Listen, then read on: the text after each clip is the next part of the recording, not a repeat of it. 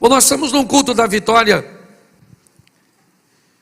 e com certeza um dos maiores personagens bíblicos quando o assunto é vencer, provavelmente o que vem à nossa mente, ou um dos que permeiam a nossa mente, é Davi.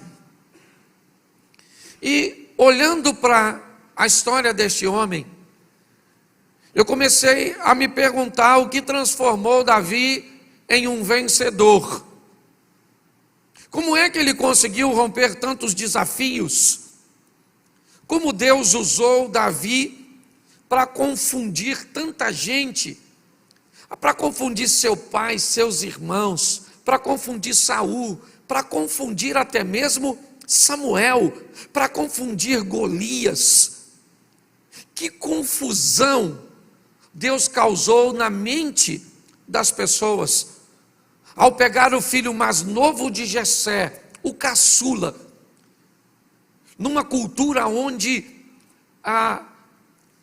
as fichas eram depositadas no primogênito.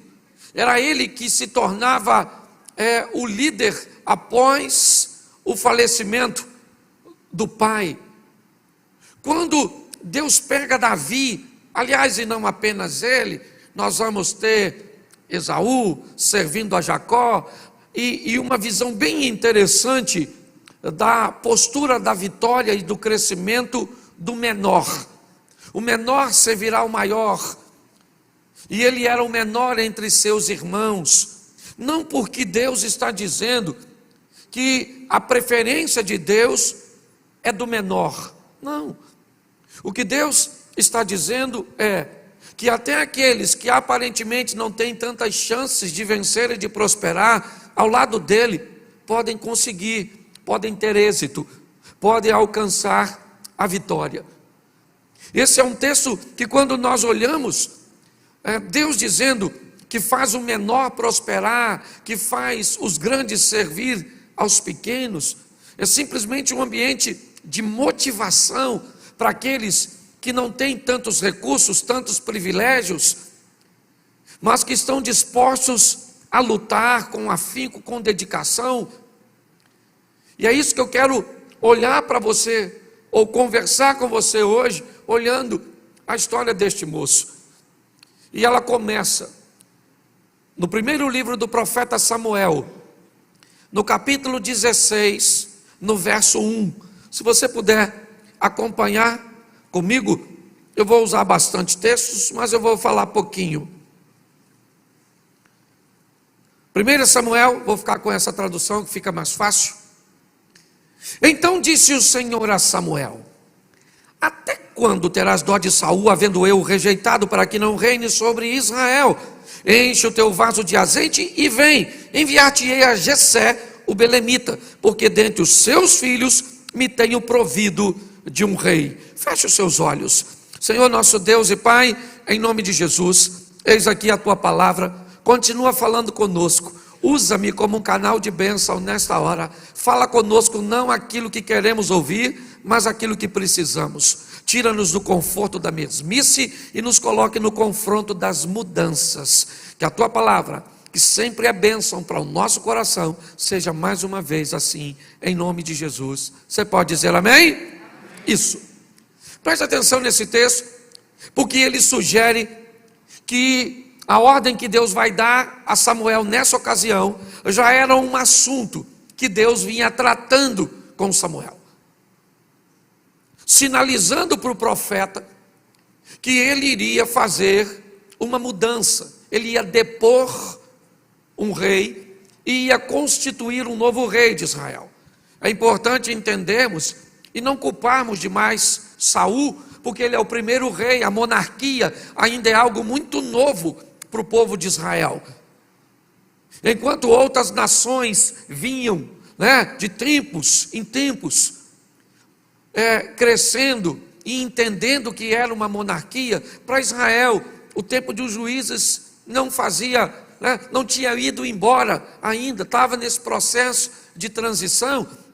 E o povo pede a Samuel um rei, até o próprio Samuel fica triste com isso, ele é o último juiz. E Deus diz a ele: Samuel, não se entristeça, porque o povo não está rejeitando você, esse povo está rejeitando a mim.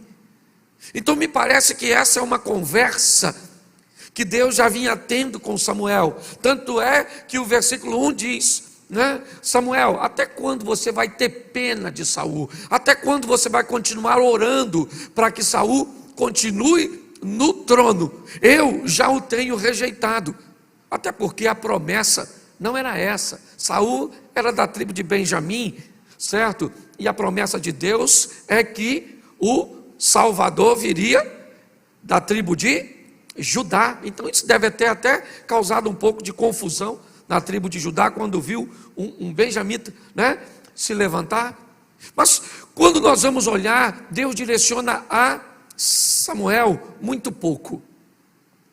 Deus diz: você se levanta, enche o teu vaso ou chifre de azeite, desce a Belém, vai à casa de Jessé, porque da casa de Jessé eu vou levantar o novo rei em Israel. Mas não, Deus não disse para Samuel quem é esse rei. Deus diz apenas que vai levantar um novo rei e que ele deve ir para cumprir uma missão. Mas quando ele chegar lá, ele vai descobrir quem vai ser o rei. Provavelmente na cabeça, certo, de Samuel é Eliabe, com certeza, o filho mais velho, o primogênito de Jessé. Romper um paradigma, quebrar uma mentalidade é o primeiro desafio que Deus precisa fazer para conosco. Me parece que Deus já não fala com Samuel exatamente porque para ele seria muito intrigante chegar numa família onde tem 8 filhos homens e pegar o menino mais novo e ungí-lo e sobrepor este menino aos demais. Quebrar isso seria um grande desafio. Então Deus não comunica isso a Samuel. Samuel sabe apenas que ele vai ungir um rei na casa de Jessé, mas ele não sabe quem é. Agora eu comecei a me perguntar: por que é que Davi, ou o que fez com que Davi recebesse essa missão de se tornar o rei? Que qualidades um Deus que disse para o próprio Samuel: não unja Eliabe, porque ele não é o rei. Eu não vejo como vocês veem. O homem vê o que está diante dos olhos, eu olho para o coração. O que Deus achou no coração de Davi? Talvez, se conseguimos chegar perto de responder essa pergunta, e ela é tão intrigante e ao mesmo tempo tão extraordinária, que talvez nós possamos sair daqui buscando nós mesmos a pergunta para isso. Eu vou te dar algumas dicas que pelo menos me ajudou a nortear meus pensamentos em torno do que esse camarada vai viver. O que ele tem? Se Deus não tem privilegiados, o que Deus viu nesse homem que, cá convenhamos, nós já sabemos que tem inúmeros erros, inúmeras falhas.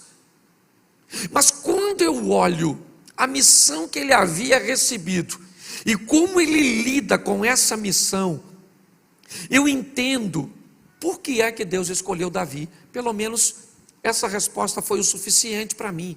Talvez não seja para você, e você tem todo o direito de continuar a sua busca. Mas quando eu comecei a ver a transição que Deus faz do que ele desempenha para se tornar um rei, eu consigo entender por que é que esse indivíduo vai se tornar alguém que vai substituir Saul. No verso 11, coloca para mim, por favor, do mesmo capítulo.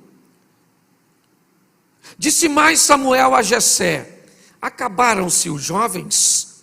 E Jessé disse: ainda falta o menor que apacenta as ovelhas. Preste atenção, porque para mim, Davi só foi rei porque apacentava ovelhas. Para mim, a maneira que ele resolveu desempenhar a sua função, a maneira que ele resolveu agir com a missão que lhe foi confiada, E a Bíblia diz que nós não devemos negligenciar o tempo das pequenas coisas. Como esse camarada resolveu lidar com essas emoções, de ver todos os seus irmãos à frente dele, ele o caçula. Sabe, um dos livros, eu já falei isso aqui, que eu li, que me impactou, foi Transformando Suor em Ouro, de Bernardinho, o técnico da seleção brasileira de vôlei, né? Até algum tempo atrás. Hoje me parece que já é o Zé Roberto, nessa transição. Mas preste atenção, quando esse camarada foi jogador, o Bernardinho, ele exercia a função de levantador. E quando ele foi levantador, o levantador titular se chamava William, um dos maiores levantadores de todos os tempos, até porque o Brasil é um dos grandes campeões, né? No vôlei masculino. Mas o Bernardinho tinha pouquíssimas oportunidades de entrar na seleção. O William era uma estrela e o Bernardo então só entrava em movimentos táticos, quando o técnico queria diversificar uma jogada que já estava sendo marcada por William, por suas características. Então normalmente era 1, 2 jogadas e ele voltava para o banco, 1, 2 jogadas e ele voltava para o banco, e poucas vezes ele pôde exercer essa função. E para alguns, ele foi um jogador mediano, medíocre, alguém que conseguiu despontar ainda, que só em chegar à seleção já é algo muito grande. Mas a minha pergunta é: o que esse camarada conseguiu ver do banco? É o que esse camarada conseguiu observar do banco, que já que ele não seria o melhor levantador do mundo, ele poderia se tornar o melhor técnico, o maior campeão de todos os tempos, como levantador. Ele conseguiu simplesmente observar uma oportunidade que dificilmente a maioria de nós observaríamos, focados muitas vezes no local errado, muitas vezes achando que não temos o privilégio de ocupar determinadas ou de determinados posicionamentos. É um livro maravilhoso para quem deseja, né, achar ou descobrir um espaço para se alcançar um ambiente de vitória. Mas vamos olhar aqui, porque o texto diz que ele é um pastor de ovelhas. Olhe bem, Samuel chega na casa de Jessé para ungir um rei.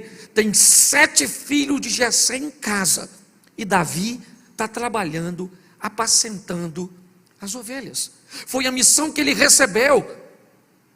O próprio irmão dele no campo de batalha diz para ele, nós vamos ver mais à frente, com quem você deixou aquelas poucas ovelhas de papai, o que indica que não era um rebanho tão grande, que a função que ele exercia não era nada expressivo, não era nada significativo, não. O importante não era a função que ele exercia, o importante era como ele levava a sério o que ele fazia, como ele era capaz de se dedicar para fazer aquilo, que tipo de entrega ele tinha para desempenhar aquela função. E é isso que nós vamos ver. Esse moço, filho mais novo de Jessé, ele vai sair do anonimato e se tornar um dos maiores homens. E preste atenção no que eu vou falar agora, goste você ou não de ouvir, pouco tem a ver com Deus. Pouco tem a ver com Deus. Tem muito a ver com sua dedicação, com o interesse de fazer aquilo que Deus o entregou. Porque até o presente momento, o que Deus tem para ele? Ser pastor de ovelha. Ah, mas ser pastor de ovelha é uma função que eu não me agrado, é algo que não tem tanta expressividade, é algo que não tem tanto valor. Para quem? Tudo aquilo que vier à sua mão, fazei-o conforme todas as forças. É o que diz a palavra do Senhor. Ah, pastor, mas as pessoas não vão me reconhecer. As pessoas podem não te reconhecer, mas você não vai passar despercebido para Deus. O grande problema é que pessoas recebem, muitas vezes em fase de sua vida, incumbências, funções, salários, cujos quais não é o que Deus tem para você a nível de futuro, mas é o que Deus tem para você a nível de presente. Muitas pessoas não conseguem alcançar a vitória na vida simplesmente porque não conseguem romper as etapas que a vida exige de você para passar para outras fases. Ou ficam aprisionadas em fases ruins que lhe trouxeram caos, decepções, perdas, mágoas e rancores. Ou ficam aprisionadas em fases medianas que, por serem boas, as impedem de viver o fantástico. Ou então, como Uzias, vive o fantástico, mas perde o seu coração e acaba perdendo a vida. Quando nós olhamos para este moço, a maneira que ele leva a sério apacentar as ovelhas, o profeta está na casa dele, porque Deus mandou, seus irmãos estão reunidos. Se você é daquele que diz que alguém pega a sua bênção, segura essa aqui, querido, porque o cara não está em casa, e o profeta manda chamar Davi, porque se a bênção é tua, você pode até não ir buscar, mas ninguém toma. É assim que funciona. Quando esse indivíduo pergunta: você não tem mais filhos? Jessé indica que ele havia meio que esquecido Davi. Provavelmente, não esquecimento de esquecer que teve Davi como filho, mas achar que o profeta não ia querer bater um papo com seu filho caçula, um menino tão novo, tão inexperiente, que está guardando as ovelhas. Mas como esse moço guarda as ovelhas? Antes de olharmos para isso, nós precisamos passar no verso 13. Põe aí o seguinte: então Samuel tomou o vaso de azeite e ungiu no meio de seus irmãos, e desde aquele dia em diante o Espírito do Senhor se apoderou de Davi. Então Samuel se levantou e se tornou a Ramá. Preste atenção, Samuel acaba de ungir a Davi na presença de seus irmãos. Samuel se levanta, vai para Ramá, e Davi volta a apacentar ovelhas. Ele acaba de ser ungido pelo profeta, e isso não deu a ele superpoderes, ainda que o texto diga claramente que o Espírito do Senhor se apoderou de Davi. Se apoderou para quê? Para que ele continue fazendo aquilo cujo qual foi chamado, até o tempo da transição. É isso que nós precisamos entender. Muitas pessoas queimam etapas. Você já se deparou com uma borboleta tentando sair do casulo? Ainda meio lagarta, meio borboleta? Você já viu como é que ela se espreme? Você já tentou dar uma forcinha para uma sair? Ajudar a cortar o casulo? Nunca faça isso. Porque é a pressão que ela exerce, certo? Num ambiente que é muito menor do que ela, que faz com que o fluido vá para todo o seu corpo. E se você tentar ajudar uma lagarta, né, nessa metamorfose, a sair do casulo, ela nunca vai voar. Nunca. Quando nós vamos olhar aqui, o que nós estamos vendo? Um indivíduo que o Espírito de Deus é com ele, sim, mas ele vai fazer o quê? Apacentar ovelhas, porque ele foi chamado para isso. É para isso. Samuel volta para Ramá e Davi volta para o campo para apacentar as ovelhas de seu pai. Mas quando eu olho para o verso 18 ainda do mesmo texto, eu vou começar a entender por que é que esse garoto vai ser um vencedor. Ele está sendo observado, e um dos homens de confiança de Saul diz assim: então respondeu um dos jovens e disse: eis que tenho visto um filho de Jessé. Quantos filhos? Quantos filhos? E quem é ele numa escala de idade? O mais? o que indica que ele não aprendeu o que aprendeu com seus irmãos. Porque senão ele não tinha um filho do jeito de Davi. Jessé tinha mais de um, tinha 2 ou mais. O texto diz o seguinte: um filho de Jessé, o belemita. E quem é esse cara? Esse camarada, presta atenção, ele sabe tocar, ele é valente, ele é animoso, é homem de guerra, sisudo em palavras, gentil de presença, e o Senhor é com ele. Preste atenção nos adjetivos, na qualidade do que esse indivíduo reúne nele. O camarada está dizendo: eu conheço um filho de Jessé, e esse indivíduo, ele sabe tocar bem, ele é valente. Olhe bem, no finalzinho ele diz: e o Senhor é com ele. Mas as qualidades que ele reúne nele, certo? Faz com que ele desempenhe a função, faz com que ele, eu pergunto para você, que ele seja escolhido. Saul é rei. Você acha que o rei tinha no palácio bons músicos? Sim ou não? Gente que sabia tocar bem? Você acha que ele tinha lá gente bonita? Você acha que ele tinha lá gente valente? Todos esses adjetivos Davi tinha, sim ou não? Mas o último qual era? O Senhor era. E o que ele vai fazer no palácio? Gente que sabe tocar bem só.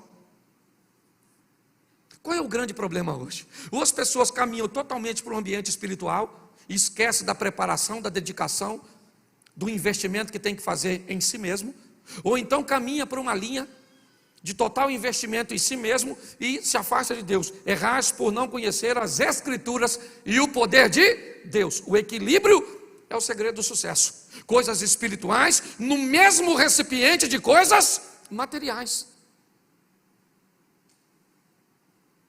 É isso que eu preciso entender. Quando eu olho para esse camarada, o texto está dizendo que quem olhava para ele, que quem o conhecia, sabia que ele tinha qualidades, posicionamentos que o qualificavam para estar diante do rei. Mas o melhor de tudo, o homem que está indicando sabia que Saul estava com um problema espiritual. Então ele termina dizendo: e o Senhor é com ele. Saul diz: então se o Senhor é com ele, manda chamá-lo. Verso 19. Saul enviou mensageiros a Jessé, dizendo: envia-me Davi, o teu filho, que está com quem? Que está com quem? Eu quero o teu filho, mas eu quero o teu filho que é pastor de ovelhas. Porque 3 dos teus filhos eu já tenho como soldados e militam no meu exército: Eliabe, Abinadab e Samar. Os 3 irmãos mais velhos de Davi já eram soldados de Saul.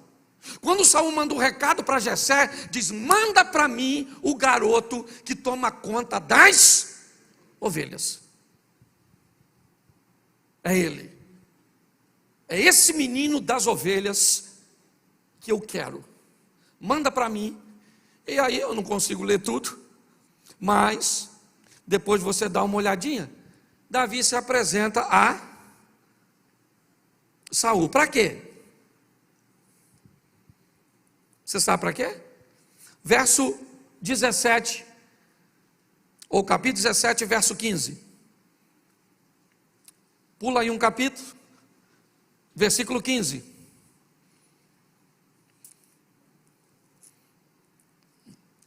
Davi, porém, ia e voltava de Saul para apacentar as ovelhas de seu pai em Belém. Preste atenção. Ele foi ungido por rei, ungido. Joséfo diz, o historiador, que não podia dar tanta garantia, mas pela magnitude de quem foi, diz que ele sabia que foi ungido para ser rei. Samuel havia dito a Davi que a unção era para rei. Ele é ungido para rei e volta para apacentar as ovelhas. Agora, Deus leva Davi para o palácio, para tocar para Saul. É só uma desculpa. O que Deus está querendo é que Davi aprenda como o rei come, como ele senta, como ele dorme, como ele se veste.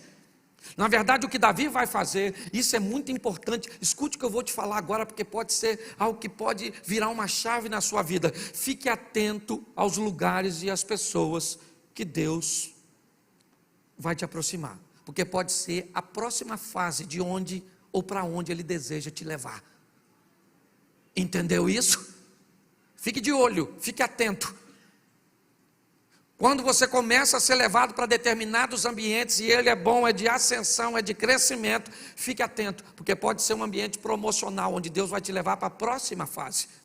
O texto diz que Davi ia e voltava, ele trabalhava para Saul. Olha bem, ora ele é um músico, um menino que toca, que tem unção, que tem habilidades, que é bom para o rei dormir, mas logo depois ele tem que tirar aquela roupa, ele tem que trocar de roupa, porque não pode chegar lá perante o rei com aquele cheiro de ovelhas, com aquele cheiro de estrume, com aquele cheiro de capim. E ele continua, e agora vai para o campo, para cuidar daquilo que ainda é a sua missão.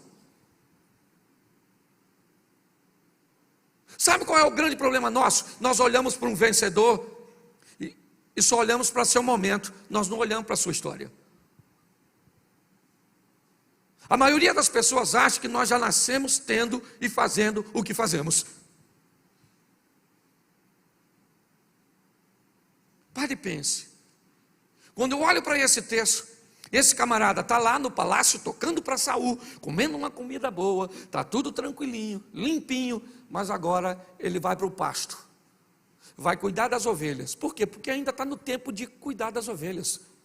Talvez o seu tempo ainda seja de investir nos seus estudos. Talvez o tempo ainda é de maturar, de solidificar o seu negócio. Então não dá para gastar como outro que já tem um negócio consolidado. Não dá para brincar com coisas sérias. Hoje muitas pessoas se perdem nas etapas. Esse camarada agora volta do palácio para o campo, do campo para o palácio, do palácio para o campo. Ele está revezando. Olhe bem. E ele vai crescendo, ele vai olhando essa estrutura, e no verso 20, ainda do capítulo 17, Davi então se levantou pela manhã bem cedo e deixou as ovelhas a um guarda. Preste atenção, a responsabilidade dele era o quê? Cuidar das? Ele deixa as ovelhas sozinhas? Não, ele pega as ovelhas e deixa com um guarda. Ele precisa saber que as ovelhas estão seguras, estão guardadas, porque aquilo é obrigação dele. E olha como ele trata. Ele poderia dizer para seu pai: poxa pai, eu já passei a ovelha. Pô pai, eu já toco para Saul. E agora o senhor, presta atenção, Jessé tinha 8 filhos, 3 era soldado, 4 fazia o quê? Você já notou que costumam pedir as coisas quem já tem muita ocupação? Você já notou isso? Os filhos, quem tem 3, 4 filhos, aquele filho mais dedicado, que obedece, é o sobrecarregado. Toda hora a mãe está pedindo outro, está pedindo. Poxa mãe, ele está vendo televisão. Pois é, meu filho. A mãe não fala, nem o pai: hoje eu vou alegrar seu coração te dando a resposta. Mas sabe o que a mãe pensa? Pedir nada, aquilo é um imprestável. Eu peço a Deus para melhorar um dia, mas não serve para nada aquilo ali, nem para sabão, não é verdade? É assim que funciona. Por favor, não dê nada de responsabilidade alta à toa. O que você está fazendo? Nada. Então, querido, toma um peixe para tu. Nada com ele. A verdade é essa. Ele agora vai deixar, sim, mas não vai deixar? Não. Ele vai pegar agora e vai levar uma mensagem para seus irmãos. Saber como eles estão. Os 3 mais velhos militam no exército de Saul. Mas Davi segura suas ovelhas e entrega na mão de um guarda.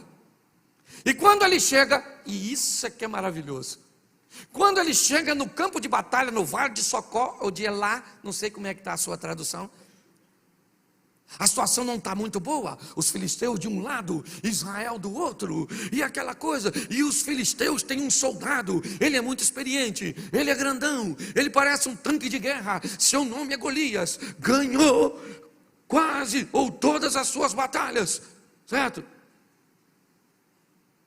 E sabe o que é mais engraçado? Que Deus vai usar um pastor para matar um gigante. Davi só vira soldado depois que mata o gigante. Antes de matar o gigante, ele ainda é um pastorzinho e um pajem de armas. É o que a Bíblia diz que ele é. Sabe? Coisinhas bem insignificantes. Mas já tem acesso ao palácio, já come uma boa comidinha provavelmente, já consegue se aproximar do rei, já está andando nos corredores do poder. Ele já pode experimentar e observar determinadas coisas. Isso é muito importante. Mas, quando ele chega no campo de batalha, tendo deixado suas ovelhas seguras lá, ou aliás, diga-se de passagem, ovelhas que nem suas eram, era de seu pai. Davi era capaz de cuidar com tanto cuidado, com tanto zelo, com tanto apreço, aquilo que nem dele era.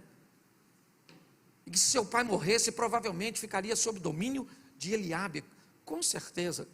E para chegar alguma coisa dele, seria bem no finalzinho, ele é o caçula. Mas ele não tem problema com isso. Porque a maior besteira do mundo é você achar que trabalha para homens e faz a coisa para pessoas. Nós fazemos para Deus e dele vem a recompensa. Entendeu? Se você acha que você faz coisa para a gente, você vai ficar decepcionado. Eu falo isso aqui, espere nada dos outros, um pouco de você e tudo de Deus, e você nunca vai se decepcionar. Quando eu olho para esse texto, eu vejo esse camarada chegando naquele ambiente, e naquele ambiente onde ele chega, ele escuta o soldado filisteu, Golias, que já vem durante um bom tempo insultando o exército de Israel. Ele não quer uma guerra, ele quer um duelo, ele não quer um derramamento de sangue, é lógico que ele não quer. A autoestima, a autoimagem de Golias é algo extremamente consolidado, não há nenhum problema. Golias não pergunta ao rei, pelo menos o texto não diz, para se tornar um representante dos filisteus. Mas quando alguém em Israel se levanta, alguém leva para Saul, porque Saul tem que autorizar, e ainda mais alguém como Davi, tão pequenino. Quando nós olhamos para isso, é isso que nós vemos. Ele pedindo um soldado, mande um soldado de Israel para lutar comigo, mande um soldado de Israel para lutar comigo, e Deus está pensando, eu não preciso de um soldado para matar você, eu mato você com um pastorzinho meu, novinho e pequenininho, porque as minhas vitórias quem faz sou eu. Você está entendendo? Deus está falando com você hoje, eu não sei o que você está enfrentando. O importante é você não enfrentar sozinho, deixar Ele ir com você, porque se Deus é por nós, quem será contra nós? Você acha que você está precisando de algo mirabolante, algo pirotécnico, algo extraordinário para vencer o seu opositor? Não, você está precisando que Deus entre com providência. Que quando Deus entra com providência, Ele faz algo e muda toda a história. Deus vai envergonhar Israel, sim, porque é uma vergonha para Israel receber um pastor. É por isso que Abinadab manda, ou é por isso que Eliabe manda Davi para casa. Aquele não era um ambiente para pastor de ovelha, aquele era um ambiente de guerreiro. Ali estavam homens de guerra, valentes, preparados, destros. Quando Deus manda Davi para o vale de Elá, Ele quer envergonhar o povo de Deus, sim, e dar uma grande lição, mas Ele quer envergonhar o inimigo, os filisteus, dizendo, eu não preciso de um cara grande, vocês precisam de um cara grande para ser reconhecidos como vencedor, é isso? É isso?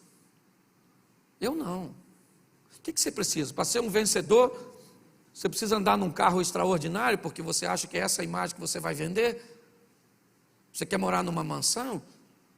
Morar numa mansão é fácil, difícil é torná-la uma casa em lar. O preço de uma casa eu sei quanto custa. O preço de um lar, tem gente que tem e nunca consegue. Quando nós olhamos para esse texto aqui, o que nós vemos é o Golias dizendo: eu preciso ou desejo alguém para lutar comigo. Verso 26. Então falou Davi aos homens que estavam com ele, dizendo: que farão aquele homem que ferir a este filisteu e tirar a afronta de sobre Israel? Quem é, pois, esse incircunciso filisteu para afrontar os exércitos do Deus vivo? Eu gosto de Davi, porque apesar de tudo, ele também está procurando uma ascensão. Que antes de lutar ele quer saber que de graça ele também não vai. Até porque não é sua função. A sua função é cuidar de ovelha. Quando ele vê aquela oportunidade, primeira pergunta dele: irmão, o que vão dar para quem matar esse gigantão e tirar a afronta de sobre Israel? Alguém falou: 3 prêmios, casa com a filha do rei, fica rico e a casa não paga imposto. Pensa num troço desse. Isso é uma oportunidade da China. Mas tem que estar vivo. E o gigante está acostumado a matar todo mundo. Quando Davi escuta isso, ele diz assim: fala para o gigante que eu mato ele. Agora, a confusão está montada. Um garoto que chega levando pão, queijo e leite, apenas para pregar uma informação, e provavelmente vai trocar de turno com um guarda que ele deixou tomando conta das ovelhas. Agora aquele garoto está dizendo publicamente que quer ser o representante de Israel para enfrentar o gigante.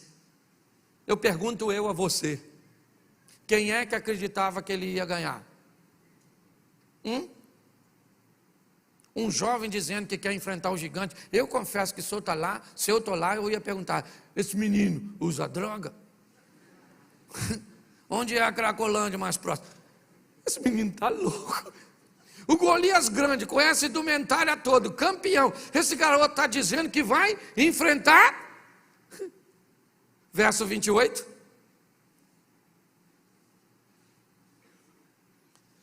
Quando Eliabe, e ouvindo Eliabe, seu irmão mais, falar aqueles homens, acendeu-se-lhe a ira de Eliabe contra Davi, e disse: por que você desceste aqui? E a quem deixaste aquelas poucas ovelhas? O que Eliabe não sabe é que as ovelhas estão sob controle. O que está ruim é o campo, a guerra. As ovelhas estão tudo direitinho. Davi já controlou o ambiente. O problema é que tem gente que não controla o ambiente de cá e já quer controlar o de cá. Esse dia uma irmã falou assim: ô pastor, o projeto ia começar, tinha que orar mais, assim, umas orações noturnas. E eu falei para ela, eu disse assim: a senhora vem no manhã com Deus? Não, não vem não. Eu falei: se a senhora já não vem no trabalho de oração que nós temos, está querendo criar aquilo. A senhora não vem nem no que tem, quer criar, que não tem. Eu falei: vai plantar batata, dona. Primeiro ele controla o campo está tudo controlado. A vida e a organização desse camarada na sua missão é extraordinária. Mas agora ele está num ambiente descontrolado. É verdade. E ele chega ali, o Eliabe diz: com quem você deixou aquelas poucas ovelhas? Olha o que o texto diz: bem conheço a sua presunção e a maldade do seu coração, que desceste aqui para ver a peleja. Eu imagino que esse texto indica que Davi já era um camarada que falava que ia ser grande, falava que ia vencer, já era um cara que tinha uma autoestima boa, mesmo sendo um pastorzinho de ovelha. Deixa eu falar uma coisa para você: eu não sei a função que você desempenha, mas não acha que ela é inferior a ninguém, não. Faça ou cumpra da melhor maneira possível, e você pode ter certeza que Deus vai olhar e vai falar assim: está na hora de ir para a próxima fase. Agora você fica botando defeito no que você faz. Um carro, um Fusca, Para me ter um Fusca, prefiro andar a pé. Ô menino, eu já andei de Brasília, que botava pano molhado na bobina. Eu já falei isso aqui, eu comprei um Voyage cinza uma vez de noite, chovendo, ele estava rachado, eu não vi. E eu tive que andar nele assim mesmo. Eu comprei um Corsa. E apaixonado por reboque. Estou falando sério, uma vez eu fui para São Paulo, ele parou em São José dos Campos, não, em Taubaté.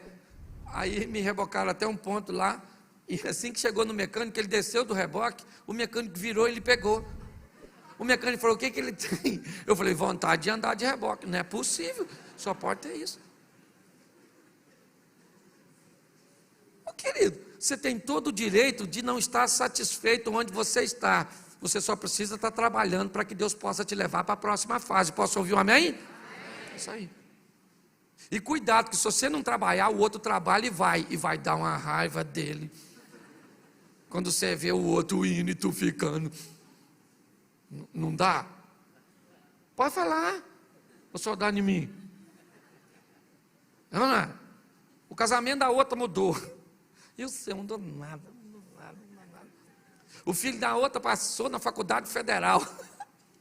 E o seu passou manteiga no pão. É uma verdade. Pare e pense. Tem que ter trabalho. Eu estou olhando para esse camarada aqui agora, certo? O irmão dele está falando, você é um pretensioso, com quem você deixou as poucas ovelhas. E Davi deve ter falado, das ovelhas está tranquilo, irmão. Está tudo tranquilo.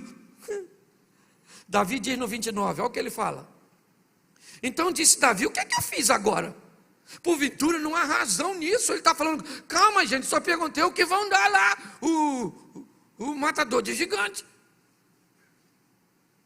E aí então, verso 34, ele está na presença de Saul nesse texto. Saul está convencendo Davi, volta um pouquinho, que eu acho que vale a pena. Verso 32. E Davi disse a Saul, não desfaleça o coração de ninguém por causa dele, o teu servo irá e pelejará contra esse filisteu. Olha o que Saul falou.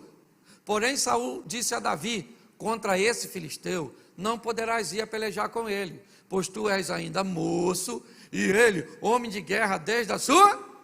Olha que coisa animadora. O rei falou, Davi, deixa eu falar uma coisa para tu, presta atenção, garoto, acorda menino, você é um menino, esse cara é matador desde garotinho, quase matou a mãe dele quando nasceu, esse cara é grande, você está entendendo? Não vai rolar, você vai morrer. Olha o que ele disse. Então disse Davi a Saul, teu servo apacentava o quê? Olha a tal das ovelhas de novo. Esse cara tinha um negócio com ovelha, parecia carrapato. O cara extraordinário. Ele disse, olha, o teu servo apacentava as ovelhas de quem? De seu? E vinha ou um urso, e tomava uma ovelha do rebanho. Olha o que ele está falando. O teu servo aqui, ô Saul, deixa eu explicar uma coisa com você. Eu estava apacentando, por quê? Apacentando as ovelhas do papai, quando de repente vinha um leão e um urso e pegava uma ovelha. Pronto, pegou uma ovelha, acabou. Sim ou não? Sim ou não? Pois é, mas lê o verso 34 ou 35. E eu saí após ele. Esse é um dos textos mais bizarros da Bíblia para mim, porque leão não é bicho que você corre atrás, leão é bicho que você corre na frente. Olha o que ele falou, o leão pegava uma ovelha e eu corria atrás do leão. O leão com a ovelha, se o leão está com a ovelha na boca, provavelmente essa ovelha já está, mas Davi está dizendo, se ela está morta ou viva, esse não é um problema. O problema é que essa ovelha não é do leão, ela é minha, ela é do papai, e eu fui encarregado de cuidar dela. Então esse leão não vai ficar com essa ovelha não é dele. Você consegue entender isso? É importante nós entendermos isso. O que esse cara está dizendo? Eu corria atrás de uma ovelha. ou do leão, lançava-lhe mão o feria e o matava. Davi está dizendo: Saul, até hoje, a função que me deram para cumprir, eu cumpri com maestria. Eu fui lá, matei o leão, matei o urso, peguei a ovelha e pronto. Saul falou assim: então,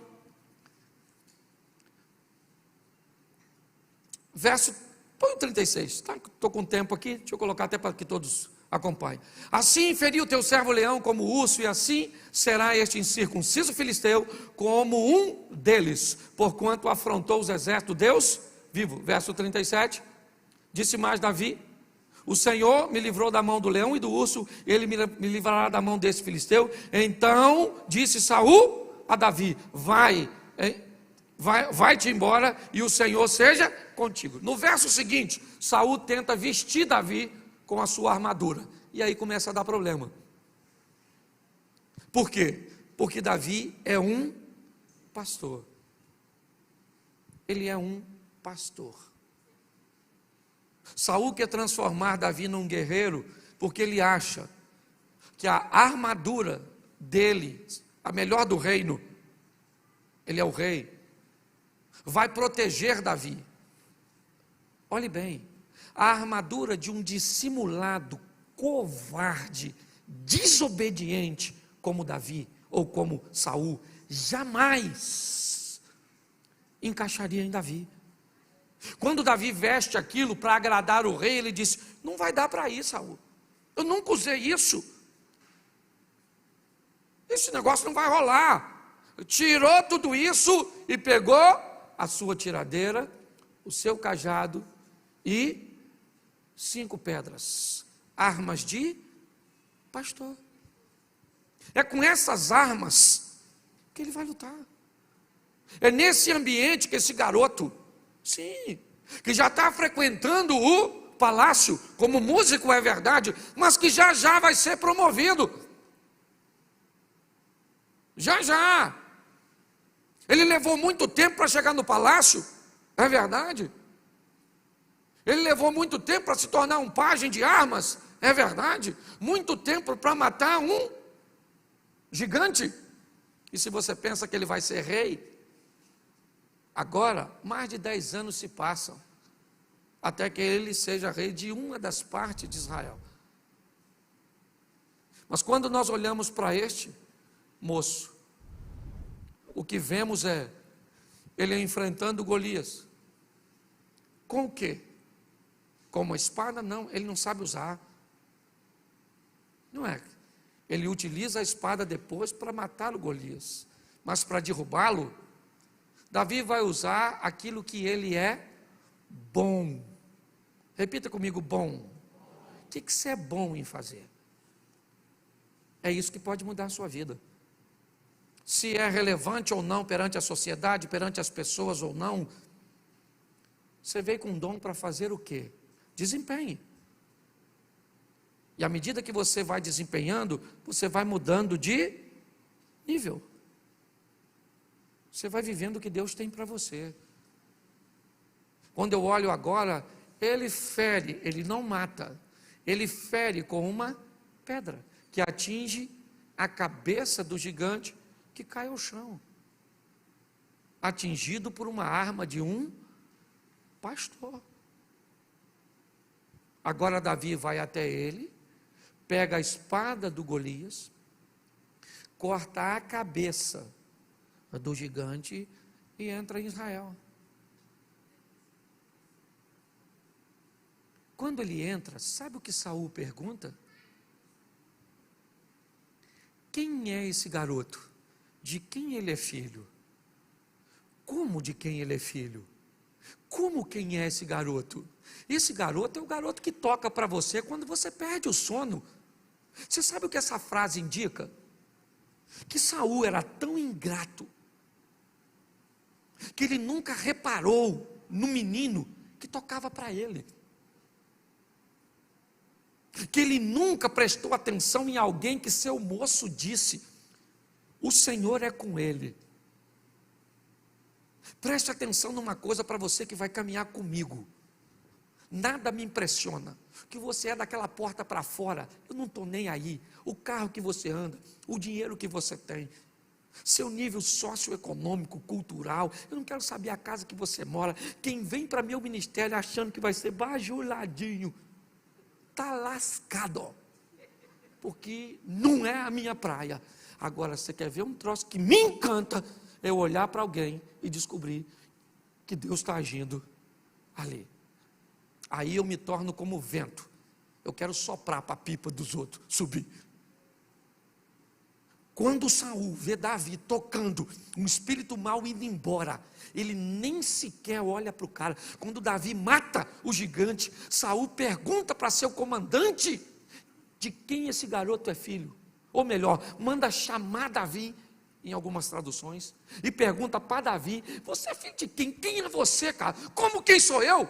Foi você que pediu para o papai me liberar para me ter uma carga dupla de trabalho? E agora você vem me perguntar? Você nunca me notou? Por isso que eu estou dizendo, as pessoas podem não te notar, mas Deus sabe quem você é. E é assim que funciona. E você sabe o que Saul faz? Não dá a filha dele, Merabe, para casar com Davi. O prêmio dizia que Davi seria genro do rei, sim ou não? Não dá. Merabe é dada a um amigo de Davi, ainda para humilhá-lo. Sabe a riqueza que Saul disse que daria para alguém que matasse o gigante? Davi não ganhou. Porque quando Davi, ou Saul, astuto, vai oferecer Mical para Davi, Davi diz: quem sou eu para me tornar ou me aparentar com o rei? Eu não tenho dinheiro para pagar o dote de uma princesa. Olha bem, e provavelmente Jessé continuou pagando imposto. Mas deixa eu te explicar uma coisa, o tempo passou. Mical foi dada a Davi, e não como Merabe, um pagamento, mas Mical amava Davi. Ao invés de ter uma esposa por conveniente, por um pagamento, ele foi viver com uma mulher que amava ele. Isso vale muito mais. Dinheiro, esse camarada foi um dos homens mais ricos que pisou nessa terra. E imposto, ele nunca mais precisou pagar, porque se tornou o rei, todo mundo pagava imposto para ele. E você sabe por que ele viveu tudo isso? Porque era pastor. Era alguém que recebeu uma missão tão simples, mas resolveu fazer da melhor maneira possível. Saia daqui hoje com vontade de ser o melhor naquilo que você faz. E a melhor maneira de ser o melhor no que você faz é não querer ser melhor que o outro, é querer apenas ser melhor do que você mesmo amanhã.